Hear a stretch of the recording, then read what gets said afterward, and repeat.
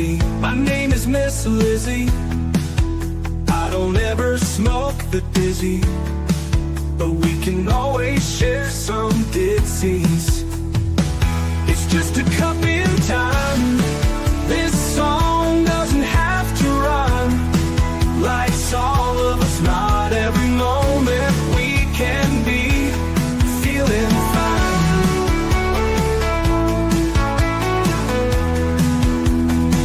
I wanna share a moment, just a second if you will, maybe even a cup of thrill. We could share this performance. It's tea time, come sit with me. Well, welcome guys. Miss Liz back in the house. That's right. And today I have two men in the house. That's right. I get to sit with two guys. On Tuesday, I got to sit with two amazing women, and today I get to sit with two amazing men. So today I have Trevor W. Harrison in the house, and we're going to be talking about his book and a lot of other things that we're going to bring to the table. But today his tea is global holistic rational. So that's the tea we're serving in the house. We do not serve a beverage in this house. We serve storytelling and all of that good stuff. But before we get started, we're going to get you over to Miss Liz's YouTube channel, Spotify, Facebook, LinkedIn, all of those platforms, and just give them quick subscribe, follow, and shares, because each of these tea times, I guarantee, will make a difference with somebody today. So let's get started with the disclaimer for Miss Liz. Miss Liz's Tea Time is a global platform dedicated to sharing real-life stories, diverse perspectives, and meaningful conversations that inspire awareness, healing, and connection. Miss Liz is going live using StreamYard. Before leaving a comment during the live broadcast, please grant StreamYard permission to display your name at StreamYard.com. Please be advised that all the content brought forward during any Tea Time show is presented in good faith. However, discussions may include opinions, beliefs, and perspectives that do not necessarily represent the views of Miss Liz or the Tea Time platform. Information shared by guests is based on their own experiences and is perceived to be accurate at the given time of airing. All guest viewers and participants are responsible for using their own judgment when considering any action or decision that may relate to these discussions. Some episodes may cover sensitive topics, including but not limited to trauma, abuse, grief, mental health, and other emotionally triggering subjects. Listeners' and viewers' discretion is strongly advised. Tea Time with Miss Liz is an open discussion forum designed to offer insight, inspire awareness, and create connection. It is not a substitute for professional, medical, legal, or therapeutical advice. If you require professional support, please seek assistance from qualified professionals or trusted resources in your area. If you have questions regarding this disclaimer or the content of discussions, you are welcome to contact me, aka Miss Liz, directly at my email at bookingmissliz@gmail.com, or visit my link tree at Miss Liz's Tea Time. By choosing to participate in comment on, or view these live shows, you acknowledge and accept this disclaimer. Your participation is entirely voluntary. Miss Liz welcomes you to join the conversation with an open heart, and if at any time you feel this platform is not right for you, I respect those wishes and decision and welcome you back whenever you are ready. Tea Time with Miss Liz is serving truth and awareness one cup at a time. Now let me give you a little bit on Trevor.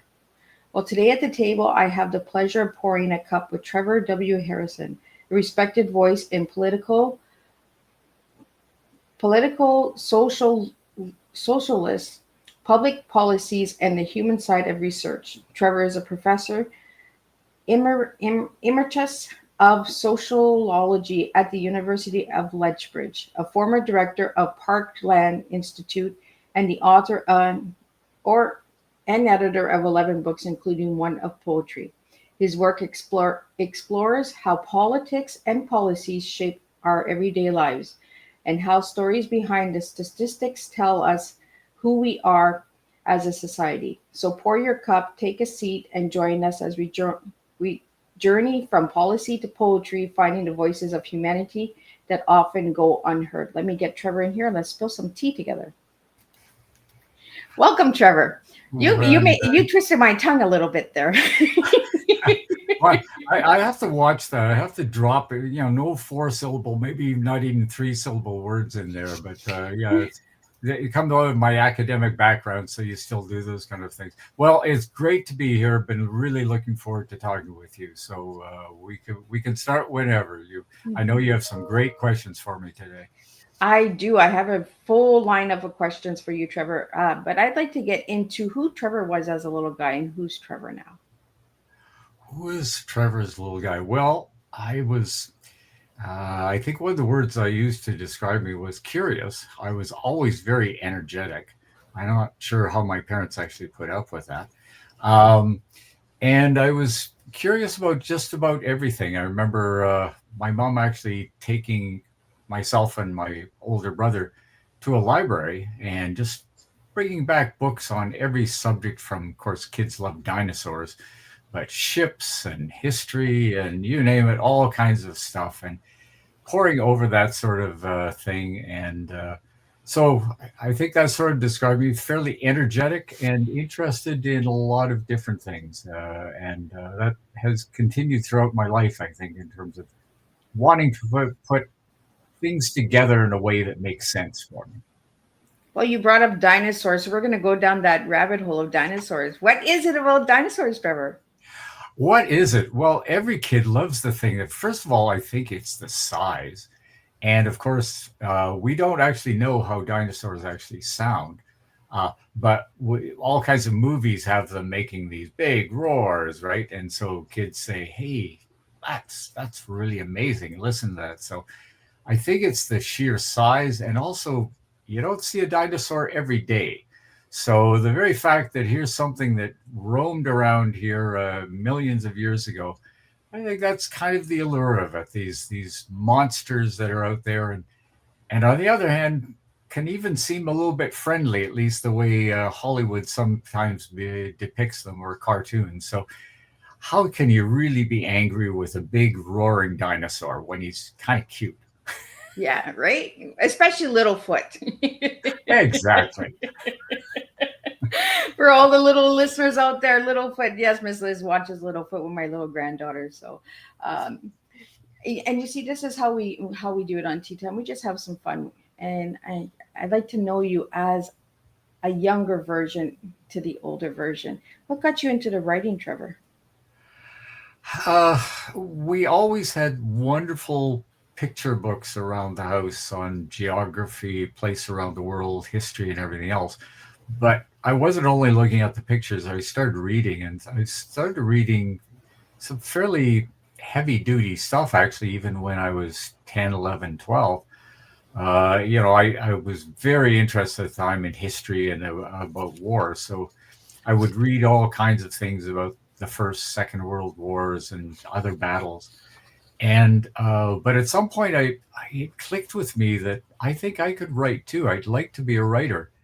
And so from probably some time in my teens, whenever in our classroom, the teacher would assign these things like write a little short story or something. Well, I was the kid that the teacher would inevitably say, "Oh, we're going to read what Trevor wrote here."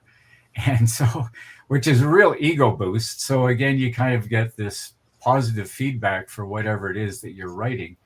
And so by the time I was 15, 16, I would be scribbling away. I was writing poetry. It's probably really bad, but I was writing away on, little short stories and poetry. And I always thought I would be a writer. Although interesting enough, I was thinking more of kind of a literary writer, like a Graham Greene or somebody like that. But once I got into academia, which is its own peculiar form of writing, so for a long time I also wrote a lot of academic tomes as well. But I always had in the back of my mind that I wanted to do other kinds of writing too. So now that I'm retired, I've sort of returned to that. So I'm actually at the moment finishing editing a couple of books of poetry. And I have another book actually coming out about kind of a memoir of traveling along what was known as the hippie trail many, many years ago through Asia. So I've sort of been freed from writing necessarily academic stuff, and I still am interested in some of that, but I've kind of spread my wings to explore different kinds of writing at this point. So that's kind of how it came about, but it was a very early on kind of thing that I really thought, for whatever reason, writing was important to me. Trevor, you mentioned, you said a word that I haven't heard before, the academic writing. Yeah, like the sort of writing you do in the academy when you're a professor, when you're working at a university or college. And so part of what you are expected to do, depends what field you're in, but is to produce kind of research that is defensible as independent research. So did a lot of that sort of thing on all kinds of public policies, politics, analyzing politics, not only nationally but internationally. And so that was kind of the writing I did. And I never quite lost, though, the idea that that you can mix literary writing with academic writing. And so, because I used to also read a good deal of poetry, quite often I would somewhere, if I needed a catchy phrase, slip in some line from some poem someplace, famous or otherwise. And I just found it was a nice way of blending styles of writing between what is a very formalized sort of writing versus more free-flowing individualistic kind of writing that that poets and other people can write.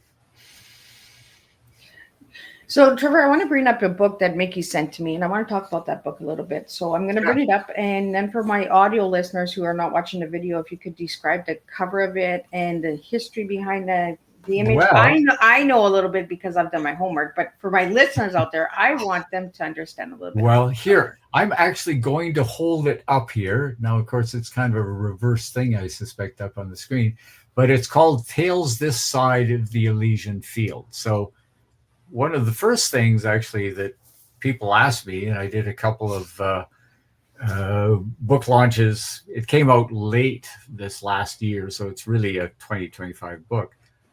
But a lot of people ask me, well, what are the Elysian Fields? And so basically the Elysian Fields is the place where warriors in ancient Greece, when they died, or, we have these sort of myths around the world, where warriors would die and they go off to kind of a heaven. So there they would, end up having, if they're men, of course, lots of women, but lots of wine and good food and everything. It was kind of their reward in the afterlife. So it was a good place to go to.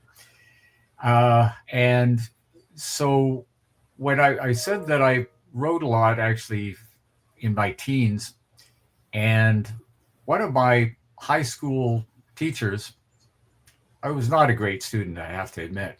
One of my teachers, though, commented in a report card once that I didn't seem to be paying as much attention as I should. My mind seemed to wander the Elysian Fields. Now, I thought, so that was a wonderful allusion for the title of the book. However, the Elysian Fields, as I said, was a place where warriors went after they had died. And so that's why I appended Tales This Side of the Elysian Fields, because I'm not dead yet, and hopefully we'll be around writing for a little while longer. So that's something to do with the title. I should say something also just about the cover. The cover is actually from a photo of a family reunion going back some 20 years or so. But I took a picture with my camera, and I always thought it was a really interesting, just the pose of a person who happened to be actually a niece of mine sitting on a dock. And so I have a friend who has recently, in the last few years, taken up painting, and she asks for photos that she can paint, just partly practicing, but she also sells some of them. And I thought, hey, I could send her this. And by the way, this would make a great cover for the book. So I'm really pleased that a good friend of mine, Colleen Bacher, who is the artist, was able to paint this picture and that we could use it on the cover of the book. So there's a lot of things come together in both the title and the cover itself.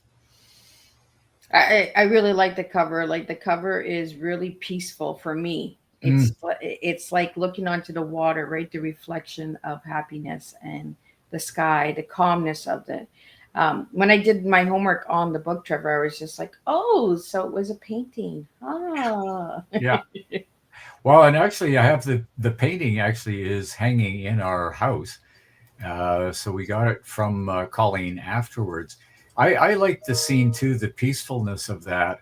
And I also like the sort of the here and looking further out. So it's this side of the Elysian Fields, and then you're looking out away where the Elysian Fields would be, right? So I thought in the imagery was really quite perfect, and so that's why I wanted this for a cover. Whichever, I want to get into the Writers Union. I'm going to pull up the website. So if anybody would like to know more about Trevor, they can find Trevor here on the Writers Union. How did you get a part of the Writers Union?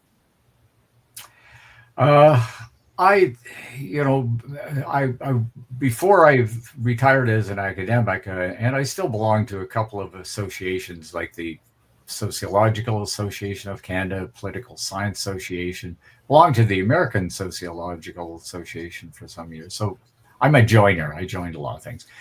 But then once I started to become doing a different kind of writing, then I thought, well, I should connect with and know something about people who are literary writers, poets, whatever. And so I joined it because I support the idea that writers are really important, and I think they deserve to be supported.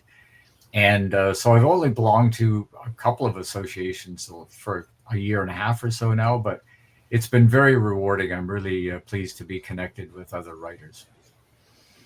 So what got you into the Canadian Society? Because I noticed when I looked at your about you, Trevor, you have a lot of books that are about the Canadian Society. So what got you into that? Well, that's a particular area of sociological and political science research in Canada. And so a lot of my work started out just talking about politics generally, but the idea of talking about what is Canada, why is Canada, a topic that is very hot right now in the news all the time. And so I ended up, I wrote I think, a fairly good textbook on the subject that ran to 4 editions. And I don't know if it's still being used because I don't know how often the course is being taught, but it was really enjoyable for me because we're talking here about stories, and every society is also made up of stories that people tell about themselves, myths that people believe about who they are. So the United States has myths about its founding, how it started, who Americans are. Britain is the same, France, every country, Russia. So, but as a Canadian, I explored and was learning things as I wrote the textbooks, parts about Canada and the stories about Canadians going back hundreds of years that I hadn't known. So it was kind of an eye opener for me to discover things about my own country and to bring those forwards to students so they understood this is where Canada is now. How did we get here? Right? And it didn't just suddenly emerge. And when you were born, it was already formed to a large extent. Constitutions, political practices, language, rules, etc., etc. So how did this come about? So part of those textbooks was always about exploring how is we got to where we are. And to some extent, with the kind of work, the kind of writing I do now, except at a slightly different level, it's also looking at stories. What are the stories people tell about themselves and each other? And where did those stories come from? When someone comes to you and says, I have a story to tell about myself, well, how did that story emerge? What was your experience that led you to tell this story? So in some ways, the writing looks different, but at base, it's actually in some ways pretty similar. It's about telling stories about people. And Trevor, what do you find is most interesting about telling stories? I like the way that people frame the stories, but I also like there's the story that people tell, but there's the story that they also could have told. So what is the story that is kind of absent here, right? Why is it? And tragically, sometimes people are stuck on a particular story about themselves or their community or their society, and nothing will dislodge them from the story that they believe. It becomes so entrenched. So, and yet it's always possible that people can tell different stories about, they could have their stories challenged to actually think about, does your story really fit the evidence? Are there other people living close to you who might tell a very different story, right? So that again is I think it's a literary thing. It's very much an academic thing, is trying to deal with the competing stories that people tell about themselves. And why is it that people become particularly entrenched in believing one story as opposed to the possibility of other ones? And there's all kinds of writers we can think of who actually engage in doing that kind of almost unearthing the stories that got buried and no one actually brought up. I like that you said that, right, Trevor? I like the challenge your story, right? Yeah, Why do yeah, you want to tell that story? Why do you want to get it out there, right? yeah, yeah, yeah. That in itself is, why is the story so important to you that you need that? It's not just a need, but it's a compelling need. You have to get that story out, right? I Yeah. mean, we have almost 8 billion people on this planet. To my mind, everybody actually has a really interesting story. They don't realize they have a really interesting story. And so in kind of popular culture, what we tend to get is we get stories from people who seem really heroic, generals, politicians, or, rock stars or athletes or something like that. I'm interested also in those stories of the unsung heroes, the unsung people who have stories that they themselves don't realize are really compelling. I'm on Facebook, and almost every day there's some story comes across to me of somebody I'm saying, why didn't I ever hear this person before? Right. They did something amazing. They discovered some cure for something, or they did something incredibly courageous to rescue a family or something. I didn't know about them. Why doesn't everyone know about them? Yeah. And we were talking about that before we went live, right?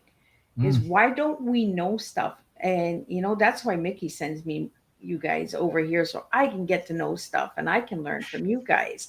Uh, because I didn't have the education that most people got.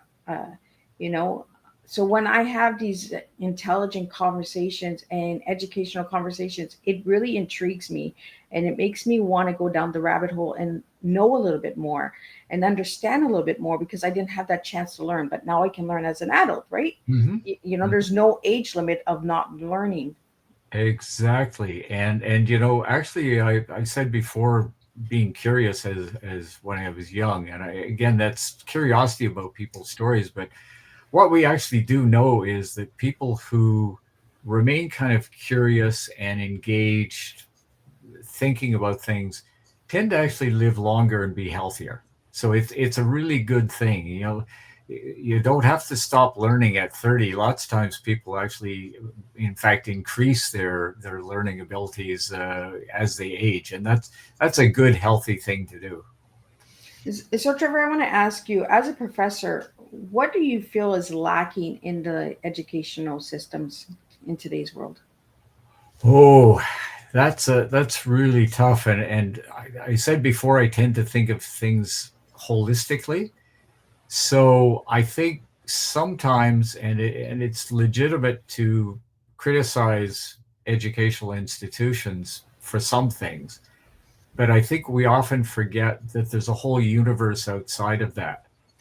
And so I think a lot of times people who come into not just to university or college, but even come into earlier grades, are surrounded by a popular culture that is actually kind of anti-educational, anti-intellectual. It's all about playing games, and it's almost infantilizes people forever. So they're not serious people growing up, and I have been surprised actually at the university level though how many students would come to my classroom and not know simple basic facts of history or about, again, how their society operates. And it's not that somebody failed them before that. I mean, again, high school or whatever, they should have been learning some of that. But it's that our culture itself is not conducive to learning. It's all about just entertainment. And so I think there's a whole context in which public schools and then colleges and universities are left to have to pick up the pieces or fill in the blanks of things that many of us years ago would have just kind of learned by living in a society that was engaged in learning. So I think that's the first thing. There's other things, of course, going on. I mean, I think we need to fund all education much better than we do. We're actually having a teachers strike here in the province I live in, and it's a serious one. I mean, the underfunding of we have lots of money to build sports stadiums, but we don't seem to have money for teachers or assistants, and so that's part of it. The other one down the road I'm concerned about actually is what is AI actually going to do to education.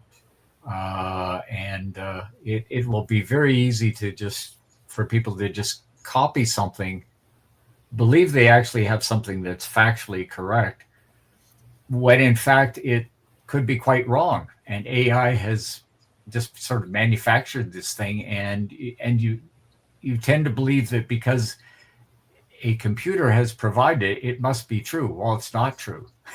I can give you actually a wonderful example of that, by the way, very shortly, if you want to hear. Sure, absolutely. Well, the precursor for AI, and it's part of it, is Chat GPT. So a colleague of mine, about 3 years ago, we began kind of toying with this and asking questions of Chat, to see what they could produce for us, an answer to something. So I actually punched in my own biography, I asked the question, who is Trevor Harrison?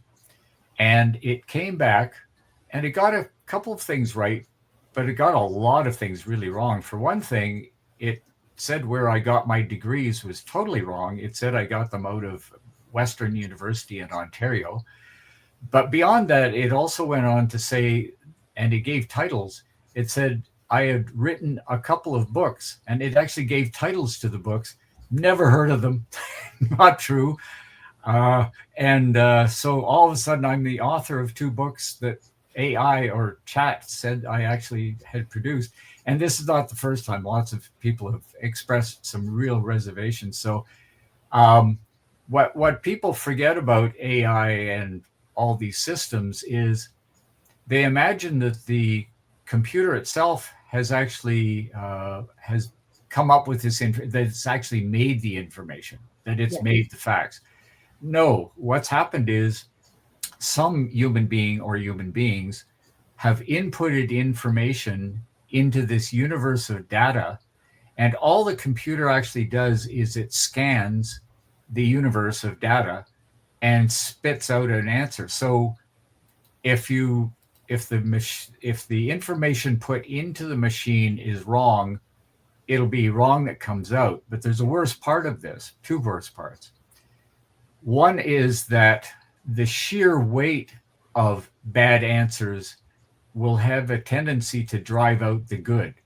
So for example, if there's 1 correct answer to something out of 10, but there's 9 that are absolutely wrong, the weight of those wrong ones will eliminate any attention to the right one.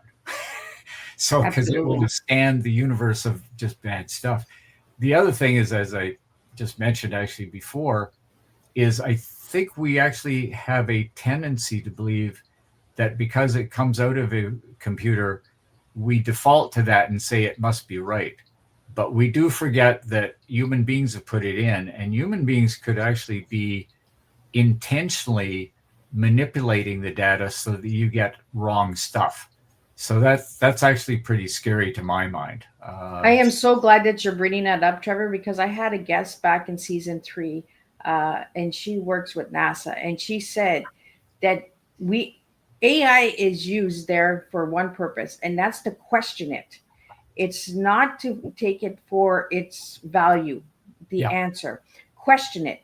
If it Yeah. gives you an answer, question it. Why did it give you that answer? Where did it get that information? We got, we got into a society where we just AI says it and it's true. Yeah. I No, look at AI as my second husband, and I argue with that thing back and I'm like, no, that is not correct. That is not what I asked you. That is not what I want to hear. Dig deeper. Go down another rabbit hole if you want to, but we have to question the AI. It's there for help, but it's not there to do all the work. yeah, I know. I think you've nailed it exactly, Liz. So it could be a helpful thing in looking at, but what we need is, and again, this gets back to the education systems, and it's getting harder and harder to do it, but we keep talking about wanting to create critical listeners, critical learners who can actually understand and evaluate the information that comes at them. And if we could do that, then you could see through the falsehoods of AI.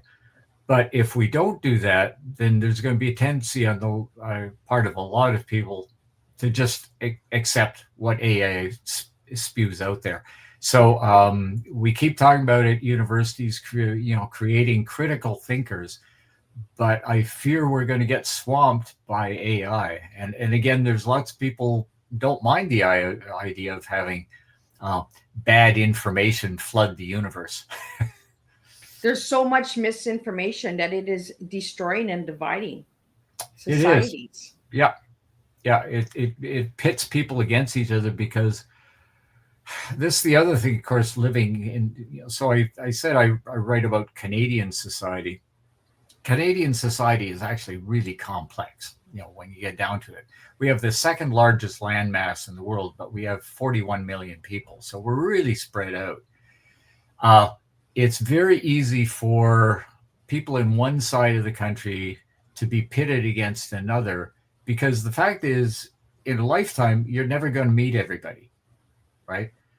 We are held together, and it's the same for the United States and other countries. The term actually came up years ago. A famous sociologist, again, Benedict Anderson, said, the imagined community. We belong to an imagined community as a nation. We can meet people around us. We might meet people in our city, a lot of people, but there's a lot of people that we're sort of connected to that we can only imagine who they are. We will never meet them. And yet we feel that we're part of a community called the United States, or a community called Britain, or a community called France or Canada. So this is somewhat on faith. And what holds it together is the information that allows us to imagine that somebody, Joe, who lives in thousands of miles away, is kind of like you. You have a connection to Joe, even though you'll never meet them. But if the information about Joe is wrong, or is saying that Joe is really out to slit your throat or something, that he's a really bad person, then it's very easy for that imagined community to start to fall apart, right? People all of a sudden become pitted against each other. So communication and information about each other is more important than ever. I mean, take it to the level of the globe. How many wars and conflicts do you see because people in different parts of the world have an imagination of who living in some other country, who they are and what they're doing to them, right? So this is one of the pitfalls of modern globalization. We never had to deal with this a little more than 150 years ago, but we really have to deal with it now. Well, Trevor, I want to get back into the writing. You went into poetry. What got you into poetry? Like you went from policies to social Oh, to society, then the poetry. What got you into the poetry? I think what I liked the sound of words. I think that was it. There's like the phraseology of the way poets would write. They somehow captured my imagination. That a a lyricism about the way really good poets would write. So the other thing, as I got into writing more and more, and here becomes a kind of a blend again with doing more academic kind of writing. Um, Ezra Pound, who had a troubled background himself politically, but Ezra Pound was a famous editor as well as a poet. And in fact, he is really responsible for T.S. Eliot's Wasteland. He was a really good editor. And what was good about him, he had a great phrase about what writing should be. He said, poetry should be white as bone and hard as stone. And what he meant by that is it should be clear and concise. So you don't want all kinds of sloppy intrusions. If you have something to say, just say it. Don't prettify it. Don't throw in a whole bunch of articles. Get the sequence of the words right, and make sure it's really clear and concise for the reader. And so that was his dictum for writing good poetry. But I have to say it's also stayed with me in terms of doing other kinds of writing as well.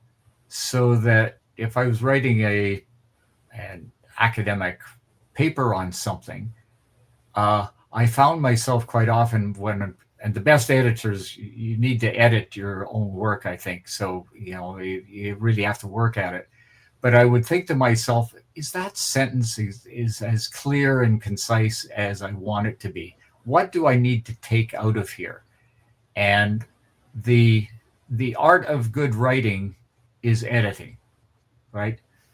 Write big, write everything you wanted to say, and then sit down and be your own most brutal editor and say, how can I shrink this and get it down to its most perfect point of the idea that I want here? And I think whatever kind of writing you're doing, whether you're writing short stories or a large book or academic tomes or poetry, it's treating language with respect, saying that words matter. And the precise word matters here. In the English language, you have tens of thousands of words. And sometimes you have like 10 words that seem to mean the same thing. Your task, I used to tell my students, your task is to pick the right word, right? Not the second best or the third best. What's the one word you really want? And don't go to ChatGPT for the answer. No, exactly not. Exactly not. I found something when I did some research on you, Trevor, and it says a magic train of thought when writing, editing too soon. Yeah, I think, like you said, write big, because sometimes what you want to write about is a fairly big idea. And so if you cut it off too soon and you start to edit it down, you're left with a kind of bereft, shrunken version of the idea that you were really aiming for. So it is important to let your creative juices just kind of go at first, and just let it go there. And sometimes you have to go back and say, oh, what did I miss here? So of course, I still work on paper sometimes because it's a lot easier, and I'll have little arrows going around saying, move this here, move that there, stick that in there, or whatever. And, and then you go back again, and, so several iterations of it. But finally you say, okay, I think I've got the gist of it down. Now I do that next hard thing of kind of the editing part again. But yeah, you can cut things off a little too early, I think, in terms of ideas. Well, I think that's why we all should have a rough draft, right? We Yeah. create the rough draft first, and don't worry about the mistakes, the edits, and all that. Just have fun. Just write. Just let it Yeah. flow, and then go in, because then you're taking some really good stuff out. If you're just like, oh well, that doesn't rhyme, that doesn't match, that doesn't, you're taking away from the purpose of the whole writing experience. Yeah.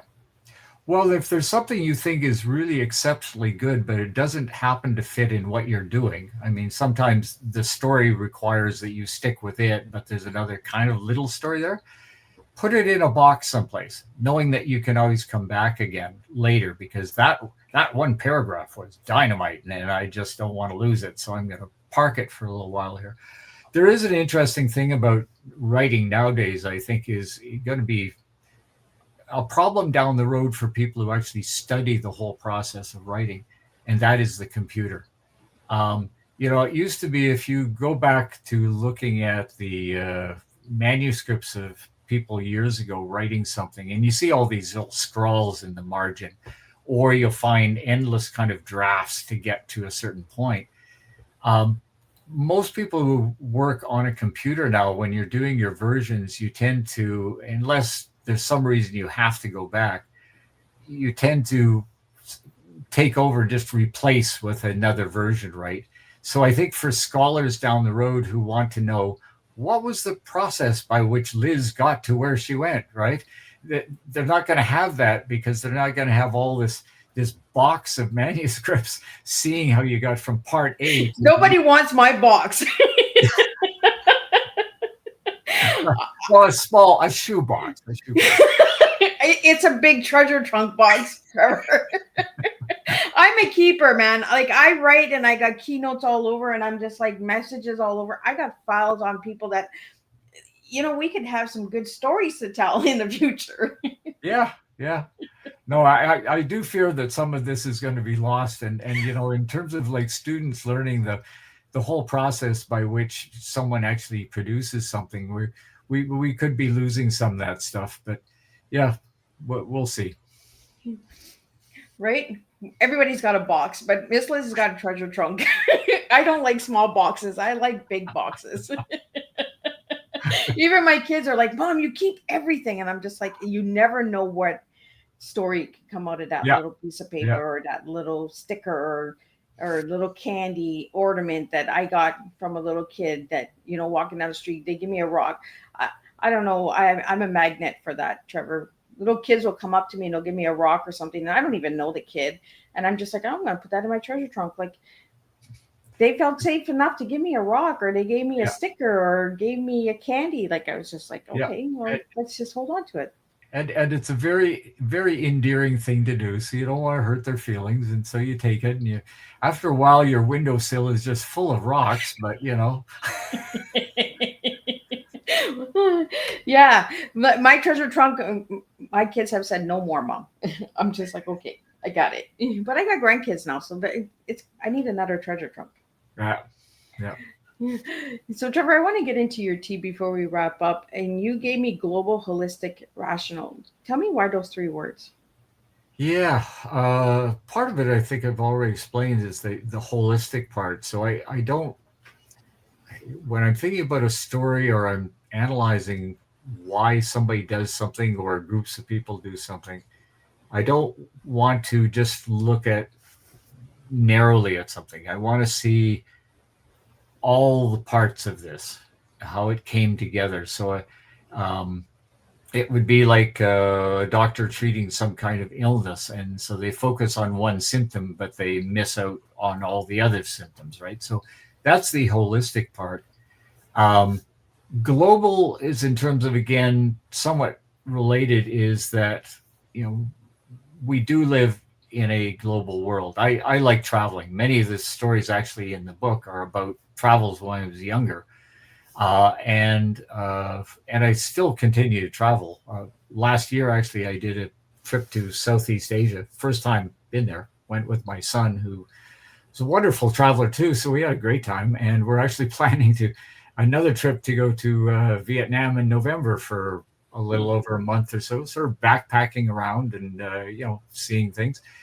So I love the idea of travel again. It's meeting different people, seeing different things, hearing different stories. I just find it incredibly exciting to do that. The rational part is I have an emotional part too. I can certainly get caught up in things. I don't think anybody is totally either rational or irrational or emotional. But there is a part of me that, again, I want to understand, why do you think the way you do, even against the best evidence? And so I will even check myself as, why am I believing something? So I think I'm a fairly rational thinker in the kind of enlightenment sense of things fit together. I want to know how they fit together and why. And I don't want to believe just in mythologies. I want to understand how, what is the evidence behind something. And that's part of sort of my academic background, I guess. So those three things, there's probably other parts to me as well, but I think those three words probably describe me reasonably well. I like it because it's a nice strong cup of tea. It brings people together. It unifies your tea. Each of the words connect and bring you on a journey. And you mentioned that you're traveling to Vietnam. Yeah, last year when we made our trip, we actually only just landed in Hanoi, but so that was the only part of Vietnam we saw. Fascinating, wonderful people. But we then went on to Cambodia and Thailand for another few weeks. But I thought there's a lot I didn't see and didn't get to know about Vietnam. So this time I think we're going to stick in Vietnam and start in Hanoi and then work our way down through Hue and Da Nang and end up in Ho Chi Minh City. Lots to see. I'm really quite excited about the whole venture. And yeah, so that's tentatively the plan. Hopefully sometime in around November 10th, heading out of Canada for there. Oh, so you're traveling in the wintertime. Well, you're getting away from the snow. Yeah. Oh, escaping. Yeah, that's definitely part of the idea here. Yeah. Although actually we're having a very mild fall here. I think it's abnormally warm here in this part of Canada. But it's the best time actually to travel to Vietnam because it's outside of the rainy season. Okay. So you escape some of the. I mean, it can be rainy in some parts, but for the most part, the rainy season is done. So November, December is pretty good to travel. And then the hordes of tourists start to arrive after that because they also want to escape the snow. See, as Canadians, we're all running from the snow. But this year, like where I am in Canada, Trevor, as well, it's really mild. Like I sat outside and had a coffee this afternoon with no jacket on. I was just like, we're mid-October here. Like, where's the snow? And I come from a northern Ontario town where I am, but now I'm living down, I guess to consider it the south, down by Ottawa, right? I should have asked you before. Where is it you live? I'm in Cornwall, but I'm originally from Hearst, Wow. Ontario. So I'm used to the cold and the snow, and Yeah, I'm all mixed up. Like we usually have snow this time of year. yeah. So My wife's brother actually lives in Cornwall. oh, So, well, small world. Yeah, small world. But no, you're right. This year in Canada is a little bit disturbing, actually. What does it mean for the future? But here in Western Canada, it's becoming very, very dry. We're just not getting a lot. And of course, you see it in the forest fires and, all those concerns and drought. But for now, we'll take it. We'll sit outside, sip a glass of wine, and use the barbecue well into probably October, November. So, yeah. Well, a couple of years ago, I had steak and baked potato for Christmas Day because I was just like, you know what? It was too nice. There was green grass. It confused the heck out of me. Oh, yeah. Yeah. This is not the normal course of events. As Canadians, this is very weird. We don't have steak on Christmas. We have turkey, but that year I was just like, you know what? This whole Christmas is just odd. There's green grass outside. I'm having a steak and baked potato. Yeah. Yeah. So I have a question here for you, Trevor. If your memoir had a theme song, what would it be?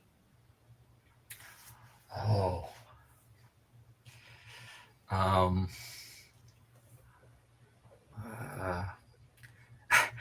Actually, it's a very interesting question because I actually have thought about designing my funeral, and I have about 8 or 10 songs I want played, and I've actually joked that I'd love to be there in person to listen to it because it'll be a great concert. Now I will be there, but I just won't be hearing it. But there's a song, and I'm trying to think. The name of the band will come back to me, but the song is "Young and Restless, Running Out of Control." Anyway, that's it. I'm trying to think of the band. Oh, Put it's a it in Canadian Chat band. GPT. Yeah. Okay.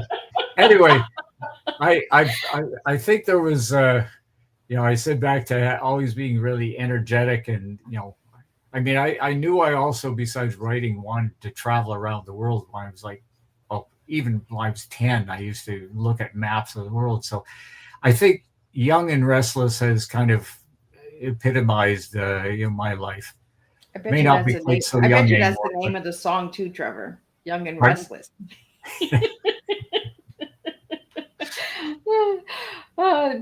Okay, I have another question here for you, Trevor. It's our one hysterical figure you'd love to have a debate with over coffee. Oh, historical figure. Again, it almost inevitably has to be a writer of some sort. I think actually George Orwell would be really interesting to talk to. Um, Oh, but as a historical figure, kind of like one of those famous people out there, maybe Lawrence of Arabia. I think he would be actually kind of interesting. Yeah. why? Just that whole adventure thing, and the Middle East and turmoil, and yeah, I think he'd be an interesting character. But so many people like that. But for the most part, when I think about people I'd want to interview, my mind usually goes to writers and artists. Actually, I think Hmm. I find artists really, really interesting. So different way of looking at the world from me, but I'd love to sit down and talk with Picasso, or Michelangelo or Da Vinci, or people like this. Yeah. Oh, interesting. And that's where I like to go down the rabbit holes. I like to find out a little bit more about my guests. Uh, Trevor, a book not your own that changed how you see politics or society. Oh, wow. Hmm.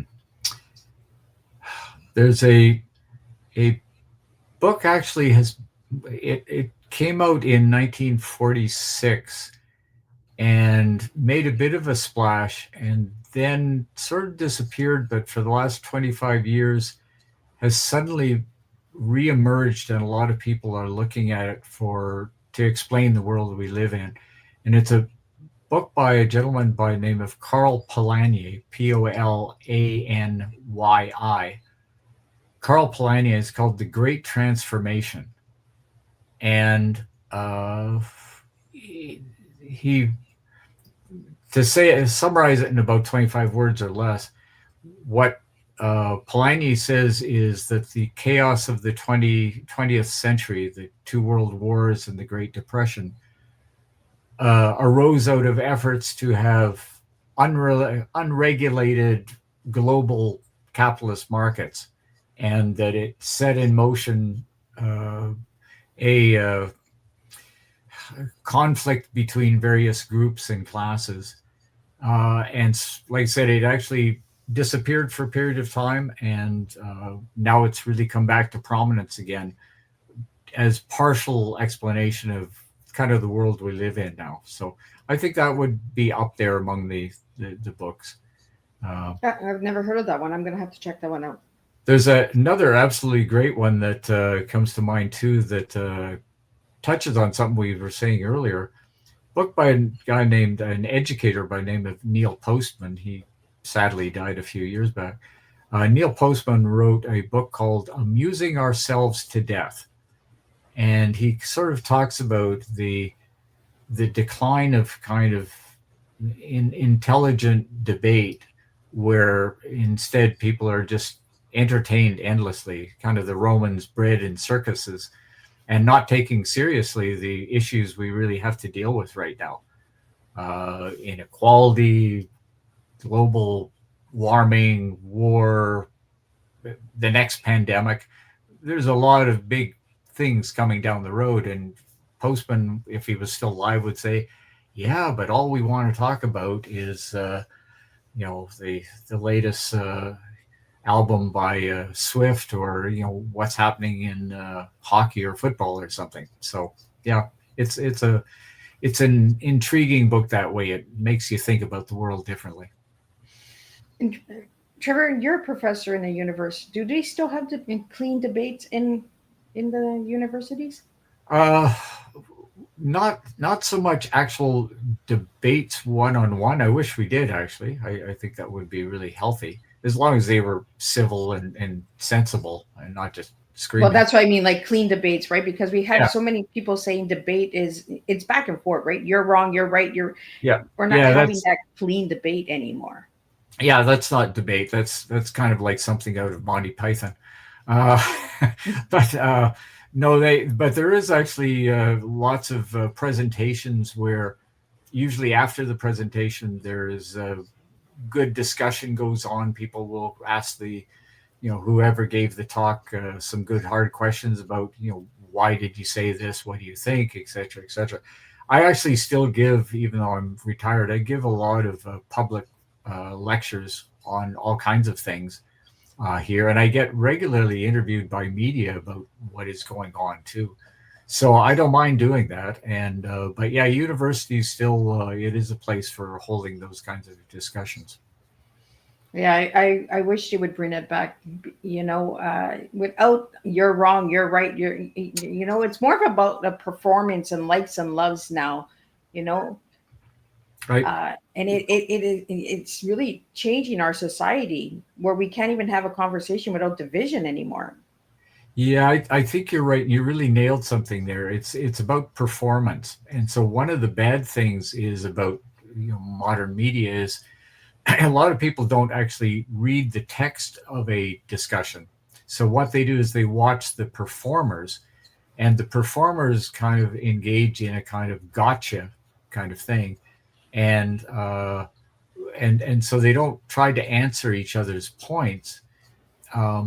Whereas a proper debate shouldn't just be somebody emotionally saying, well, you're wrong. Well, if I'm wrong, point out the evidence for it. Let's at least agree that we can find some kind of evidence one way or another, and we can look at it objectively. But unfortunately, a lot of what purports to be those kind of debates on television, whether it's Fox or CNN or anything else, ends up not being they're talking past each other. Yeah. But they're talking past each other for a reason, because they don't want to engage in the discussion. They want to score political points. And I just find that incredibly annoying. Yeah, the avoidance of evidence. Yeah. Trevor, what are your final words to all the listeners today out there? Well, be critical. Think about where you get your information from, but also find happiness in whatever you're doing. Whatever you are doing, try to be good at it. Try to keep learning. I think that's really important, and try to make connections with other people.